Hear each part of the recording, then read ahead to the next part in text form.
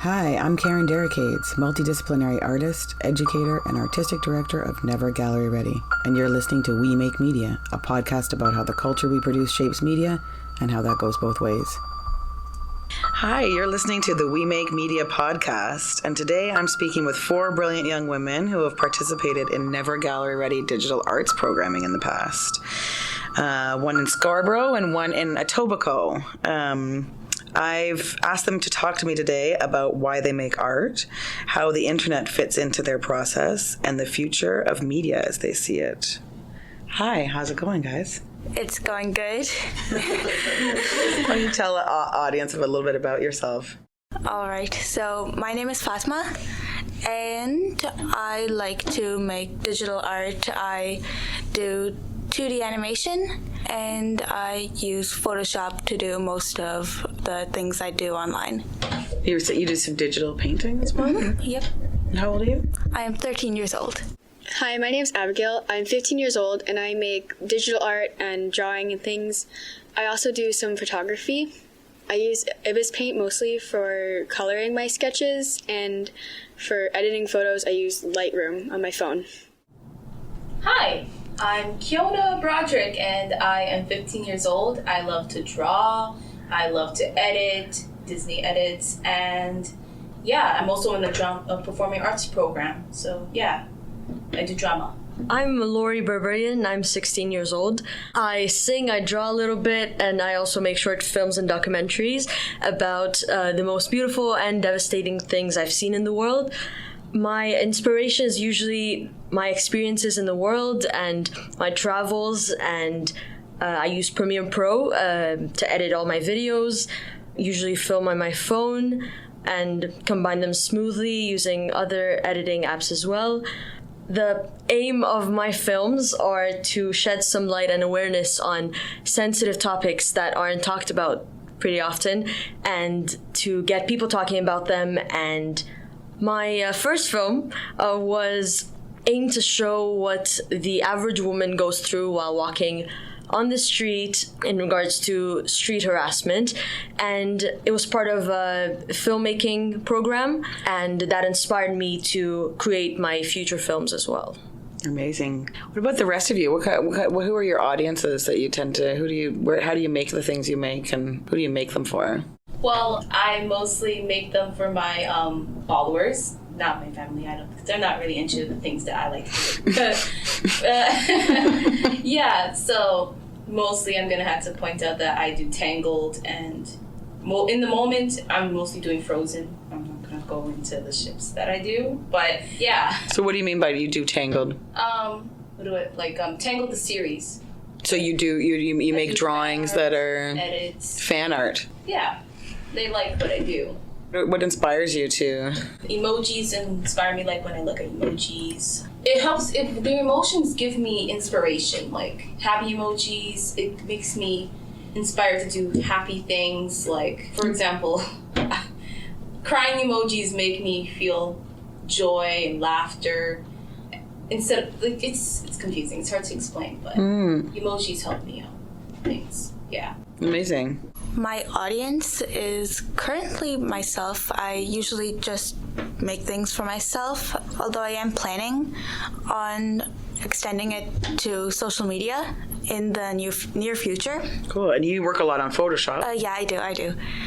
And something that inspires me whenever I'm working is probably whatever I'm feeling that day. Like, if I'm feeling like pretty good, I wouldn't draw something depressing because it wouldn't go well. And if I'm not feeling that good that day, then I do something on the more mellow side. What about you, Abigail? What inspires your work, or who do you do it for? I mostly do the work for myself, so I can look back at it and get inspired by all the things I've done in the past and improve on it.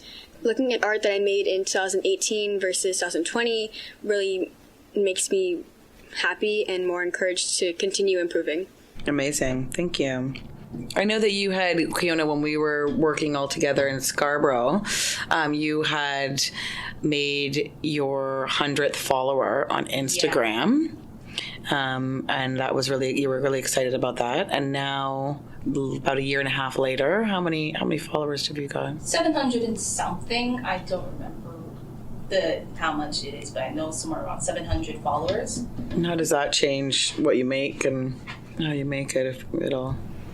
All I can say is that I do what I love. Like, I always look at the shows that I watch, and I just do what I do, and then people like it, and then the more followers that see it, the more people see it, the more they're interested into it, and then they just follow along and they look at more of it and they follow me. That's I don't know what to say about that. Do you make stuff for them? Well, yeah, I do, but mostly it's for myself too, of course. I'm interested in how you guys connect with audiences online, right? How the internet connects you with people to just check out your work, fans, followers, potential collaborators. Yeah, all of that. Okay. So I share my videos on YouTube, and I think it's a great way to share everything I do with the world. And I usually send the link to all of my friends or post it on my other social media accounts just to get more eyes on it and to share what I'm feeling or thinking at that moment. And I think the internet has helped me so much with that, and I couldn't have done that with other means. Well, I use Instagram because it's really easy to post things and interact with your followers because they can like and comment and also message you. So I find that really fun to receive comments and messages sometimes. You had a public account, no? And then you decided to change that? Yeah, I try to keep my personal life and my art separate. So I have one private account for friends and people to follow, and I also have one art account so people, the public, can see it. And also sometimes it gets really discouraging when your account isn't growing that much, but once you get over that, it's more fun to post rather than worry about your followers. You're not on there yet, Fatima, no, but I am not on yet. these? What do you think about these things? Are these reasons to get on to social media or to stay off of it? Maybe. I don't know. One of the reasons why for quite some time I've stayed off of social media is actually because of the criticism. I am not very good with criticism, so I just get really scared. Like, oh my God, what's going to happen when I actually start? But social media, in my opinion, is actually a pretty good way to share your art or pretty much anything and gain a good audience. It's a lot easier than not using social media. So to force myself to get into social media, I recently joined a multi-animator project. What's a multi-animator project? It's when they host the project, there's a song or audio recording, and they divide it into different parts. And what happens is that they make a set of different rules, what it's supposed to be about. Sometimes they're scripted, so it's kind of like an entire story. Sometimes they're random. It kind of depends on what the host says. Where do these tend to happen? Where do these usually happen? I've currently only seen it on YouTube, but I'm pretty sure it's in other places as well. And any animator who's like, oh, I want to do this, then they just go, they comment hey, can I be a part of this? And depending on the host criteria, they'll say yes or no. And they choose what part they want. How do you find out about these multi-animator projects? Most of the time, I just search it up. You search multi-animator project, and then it just appears. But you're involved in a multi-animator project now, which I think is due somewhere late March, early April. So I'm going to use that to force myself into posting things on YouTube. Right. So it's a project that you're doing in real life. Yeah. Right. But then you know that you'll have, it can be tough sometimes, to know if we have enough content, right? It's this kind of chicken and egg too. Do we have enough audience? Because audience helps us shape our ideas, right? When we know who we're creating for and we know who's interested in our stuff, it's a lot easier to then create stuff because you're like, oh, I know so-and-so. I bet so-and-so is going to love this, right? I'm going to get a lot of likes, reshares, etc. And also on the other end, it can be very difficult to say, well, I'm going to set up a social media calendar and I'm going to post every day, but I don't have anything and I want to make the art, right? So it's you're going to spend all the time. So I can see how that project, is not only going to be an opportunity for you to collaborate with others and make some stuff, but also to have some content to share online to help build an audience. I wanted to ask you guys a bit more about some of the ways that social media can connect us, but it can also put us against each other. I mean, you had mentioned, Fatima, not liking criticisms. I mean, correct me if I'm wrong, but I think one of the problems is that often the criticisms aren't about the art, right? They're kind of like totally random and nasty and toxic and or am I wrong? Do the criticism you were talking about, Abigail, was that were comments that are just, or it's not even the comments, it's just the likes, the like game? I've never really received any negative comments or anything. It's just some people's accounts grow faster than mine. It was kind of discouraging, because I'm a student, so I'm kind of busy. I can't do a lot of art as much as I would like to and post as often as other people do. But once I got over that and just posted at my speed, watched my account grow as slowly as it is, but it's going. It's good. Amazing. That's so great. Yeah, that's really important. It's hard to not give in to that pressure. It can be tough to just put out stuff every single day. And certainly it can be great to hear the positive stuff, but it can also be the way that they shape the social medias can be very competitive. Lori, you show stuff on YouTube. YouTube is kind of known for its like toxic commenting. But you're also, the stuff that you're sharing is about social change, social justice. And so sometimes that can actually,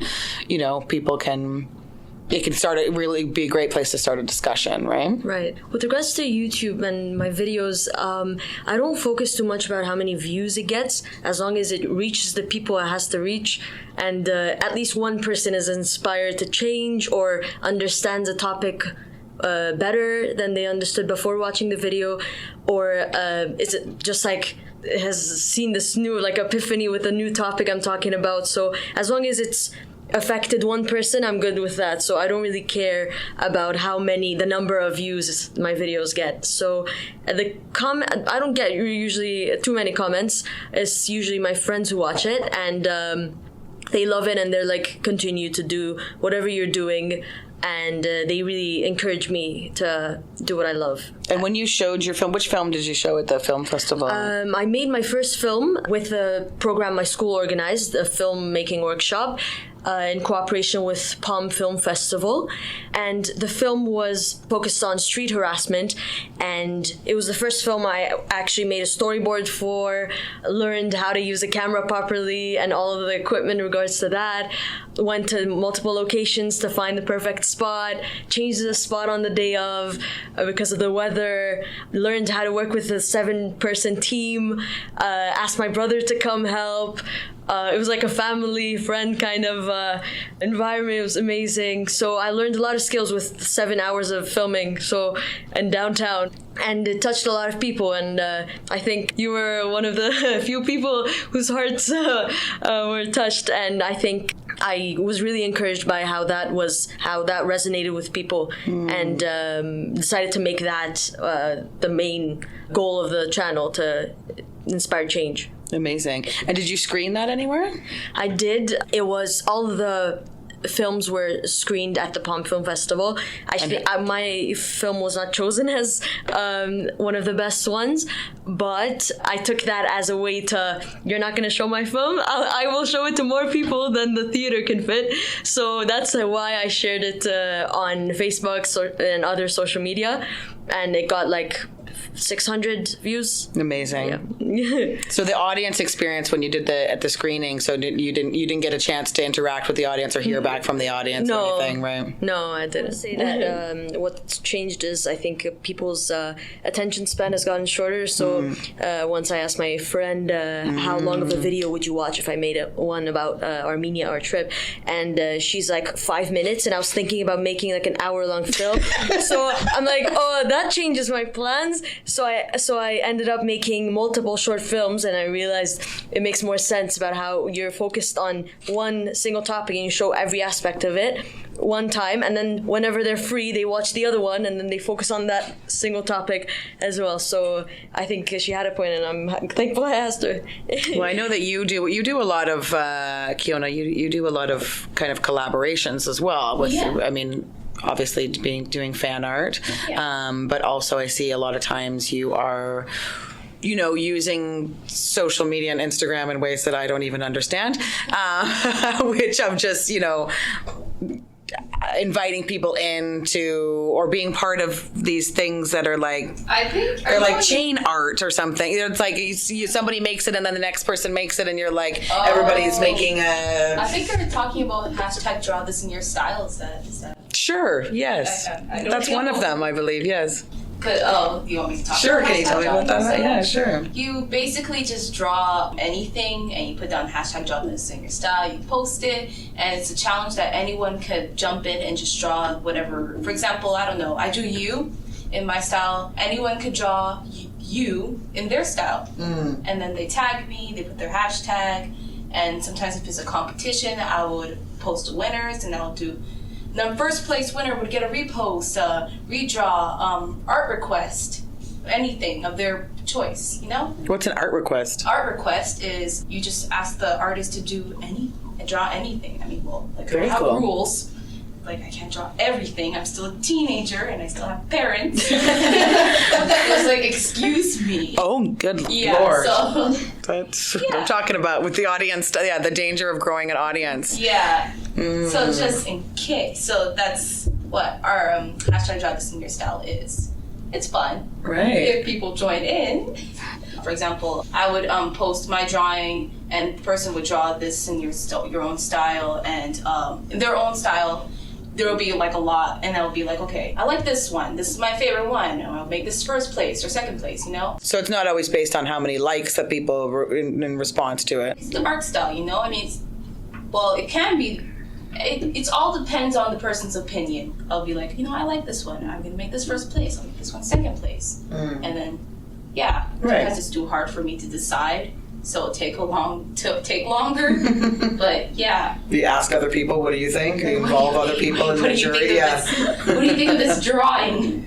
So you mentioned recording on your phone. I know that you make, when we were working together a couple of years ago, you were doing a lot of stuff on your phone. Do you still do most of your stuff on your phone? Yeah. On drawing apps on your phone? Yeah, editing on my phone, for sure. Drawing, digital art on my tablet. I get a stylus from the dollar store. Oh, the dollar store has stylists? Yes. Well, the one across the street. Amazing.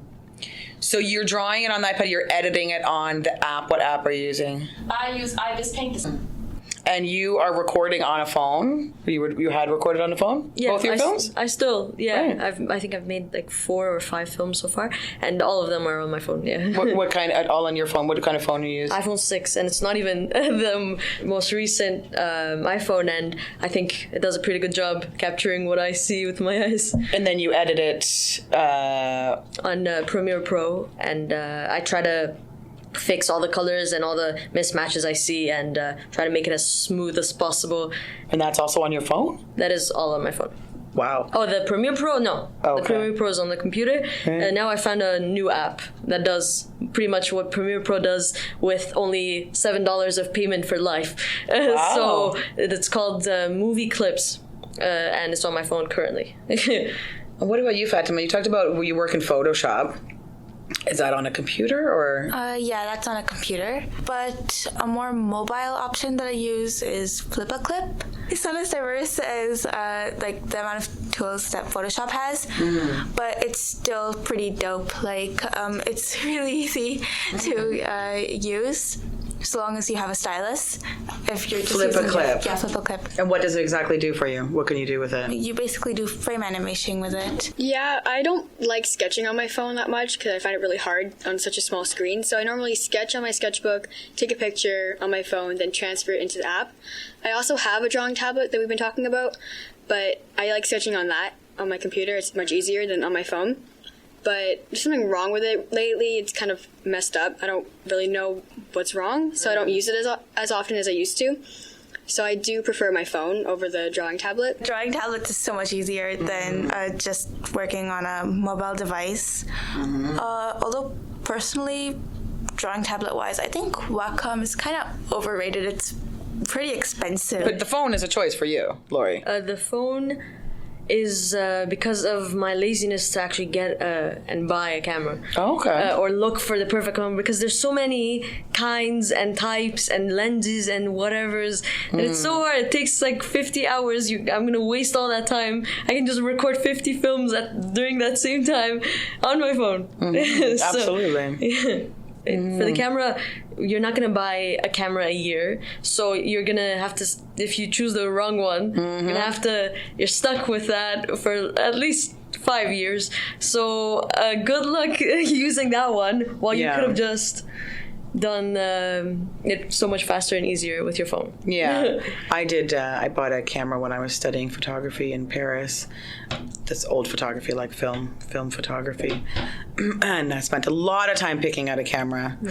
And went to class, and my teacher looked at it and said, "This is how you say in English, piece of crap." And I was like, oh God. I don't think they're going to let me return it. So it's not,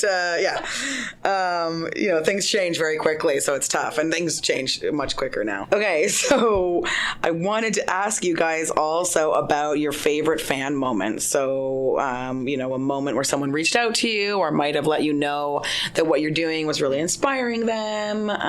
When my close friends said that just only 2 posts, my art really improved. Like, it really got better than before, just by 2 posts. That was really inspiring, and it boosted me up a lot. Right. But anybody else? It doesn't have to be, someone you know. It could be a stranger. It could be it doesn't have to be online, that's for sure. I recently shared 2 of my videos with a known Armenian Facebook page, and told them, you have the same goal as me to get more eyes on how beautiful our country is, and if you want to, share it on your page. And they're like, my pleasure. So they did, and someone replied on one of the comments on one of the videos saying that they agree with my opinion about how beautiful the country is and the churches and monasteries I showed in the video.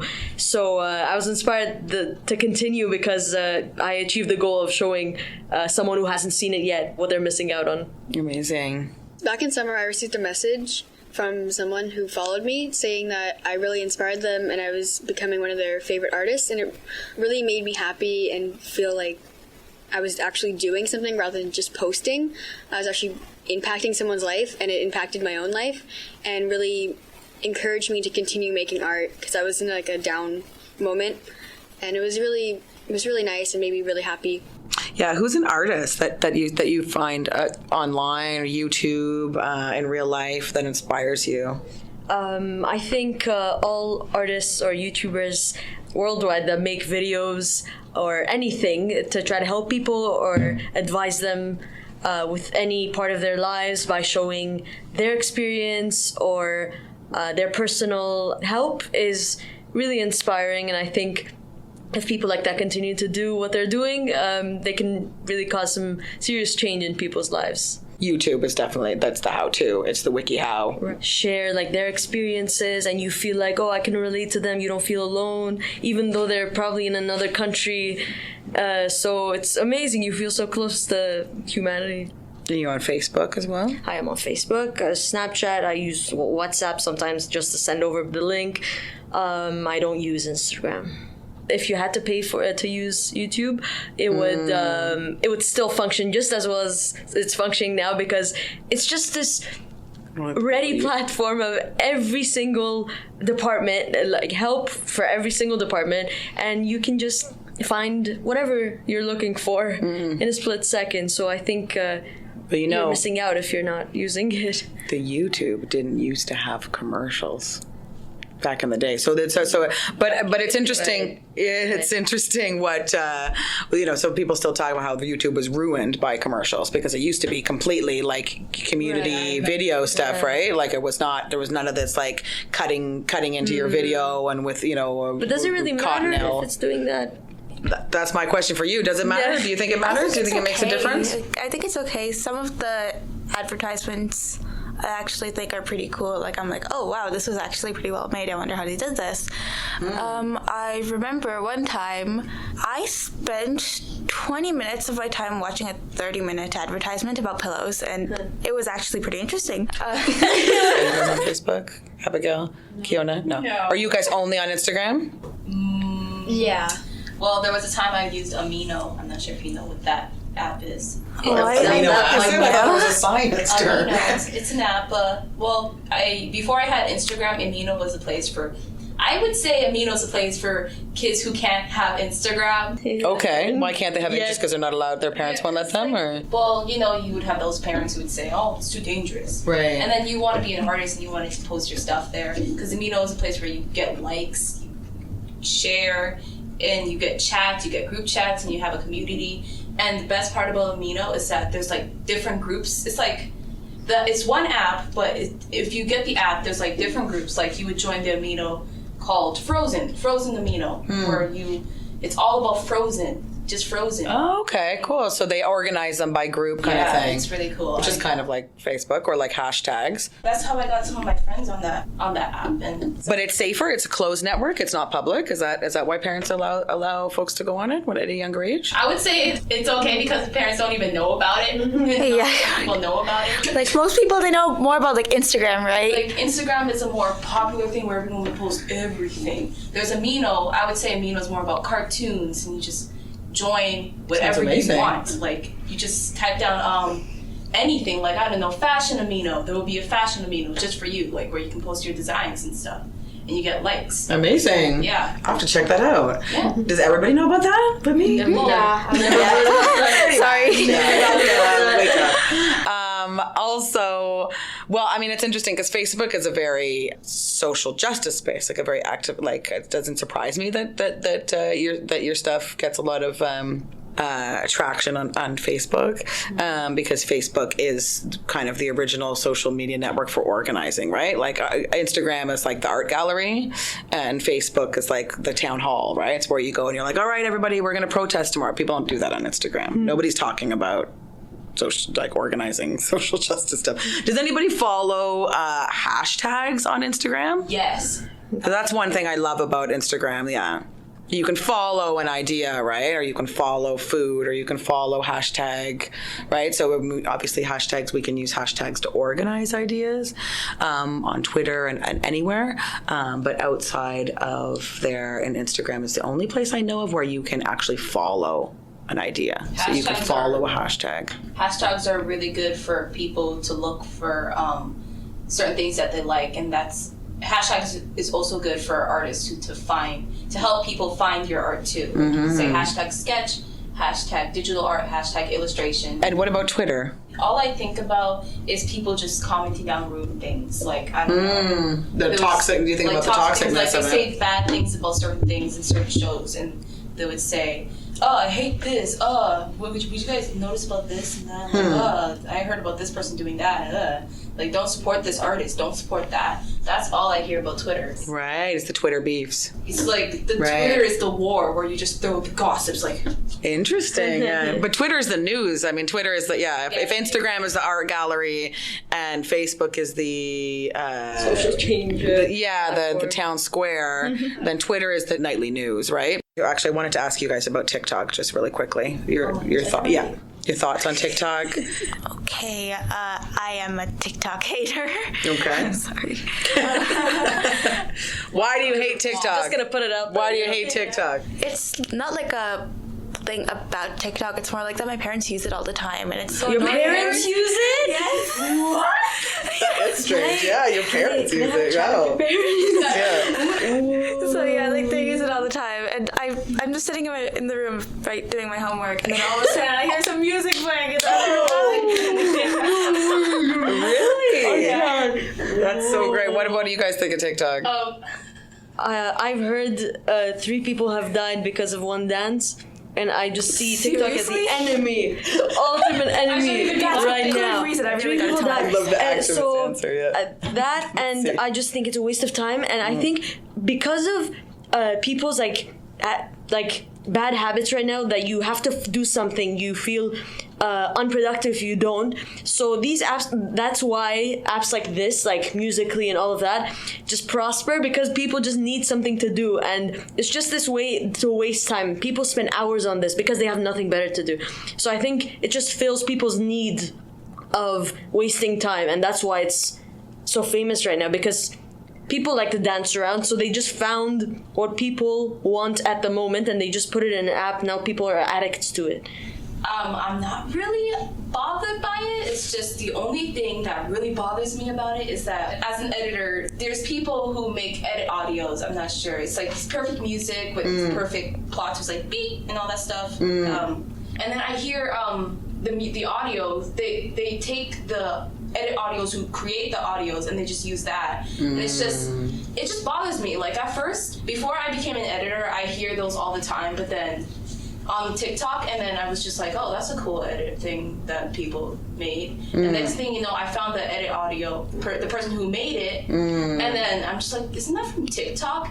And then there's so many people in the comments like, oh, that person, I remember this song, this is from TikTok, this person made this. And I'm like, this person made it. Like, yeah. TikTok already has a reputation for that, for taking people's ideas and not giving credit. There's hardworking editors who make the audio, and then there's the people who just want to dance and use the song. They don't even credit the person. It just bothers me. I mean, like, it's not too hard to just say credit to the editor who made the audio, you know? Absolutely. Because I tried making an audio myself, and it's pretty difficult. Yeah, that's a whole other podcast we could talk about, is giving credit where credit is due in social media. Matters. Absolutely. What about other folks here?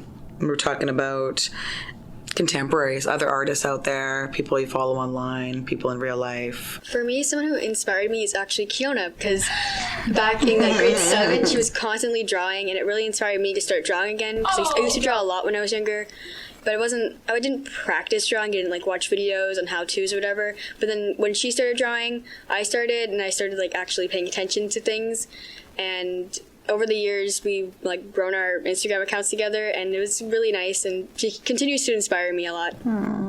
Abby, that's so sweet. I'm gonna cry. What about you, Fatima? Is there anybody that living, alive, dead, on the internet, off the internet, that inspires you to create things? There's this YouTuber. Her channel is Finchwing. She makes a bunch of pretty cool animations that I really like to watch. Mostly it's about Warriors cats. I'm not a Warriors fan, but I really like the art that she makes, and that's actually how I first got into animation.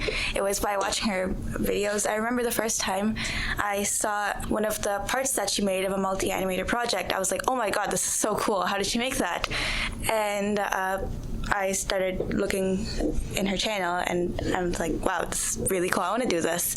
So I started animating as well because of her. Amazing. Not so long ago, actually, I was watching one of her videos, and she said that she got accepted for a job in Nickelodeon. So I was like, oh my god, that is so cool. And so yeah, now she's working in Nickelodeon, but before that, she would just post different parts of multi-animator projects online, and I would just watch them. That's amazing. Yeah, I mean, it's a wonderful thing, the way that the internet and social media and all of this stuff really connects us with contemporaries, with people who are creating things at the same time as we are, the people who are alive at the same time, interested, using similar software across age, across geographical boundaries, all of those things, and how we are basically involved in this massive collaborative peer mentorship process because of the connectivity that we get from the internet. Who's an artist that you find online or YouTube in real life that inspires you? Oh, Angie Nescut for me. She's a really good artist. I think she's the reason why I found my art style. She is a character designer for Zack Studios, the guy who created Miraculous Ladybug. It's a cartoon show. Her story of how she became a character designer is that she was minding her own business. She was a fan of Miraculous Ladybug. She was drawing fan art of it. And then one day the creator of the show saw her art, and then he gave her an email and a call asking, would you like to be a character designer for the show? So she ended up designing new characters for his upcoming shows, like, I don't know, Spies in Disguise. Like, these two girls, they're coming soon. And she's also making these miraculous shorts. It's on YouTube. It's like these little animated shorts of Miraculous Ladybug. You know, these little chibi characters of Ladybug and Cat Noir with their little suits and stuff. They're really cute. And I seen her design it as a Burger King toy once. It's really cute. Do you guys mentor others? Do you have?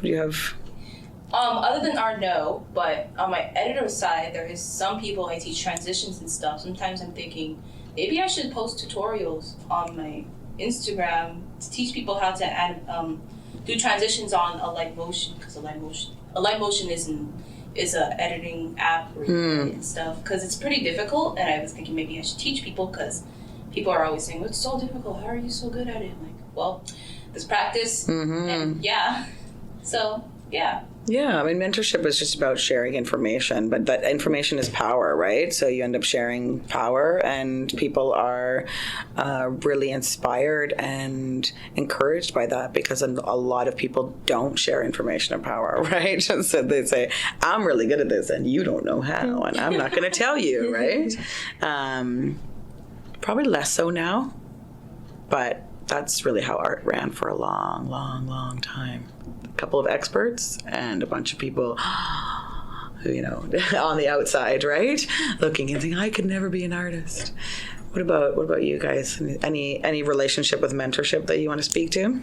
For the most part, I'm kind of self-taught, but there's, again, this one other channel which has a bunch of different tutorials on it, and it helps me just get a grasp on my style or like anatomy and stuff.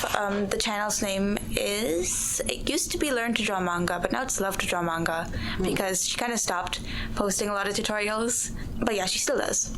Cool. Also, I just want to ask you guys, like, do you feel that, do you guys want to, are you going to be making art forever? Are you looking for a career in the arts? Oh yeah, for sure.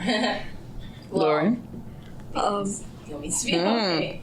Well, for starters, like, I want to create my own show, or at least work on a Disney movie in the future. Be an animator in Disney. Anything related to Disney. I love Disney. Yeah, Disney's really Tangled and Frozen. You follow #Disney, I'm sure. Yeah, for sure. But also character designing, because Angie really inspired me, and that looks really fun. Creating characters, like giving ideas, like creating your own, like creating people is just really fun to do. Like, because you get to have, it's like having a backstory out of them. Like, you don't know yet what their personality is. Like creating another person. It's like your mother.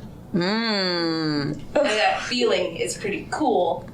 So that's why character designing, an animator, or even an animator cleanup, like clean up animation, make sure like everything's smooth. That's pretty cool too. Or a color artist, if I improve on my coloring style, that's good too.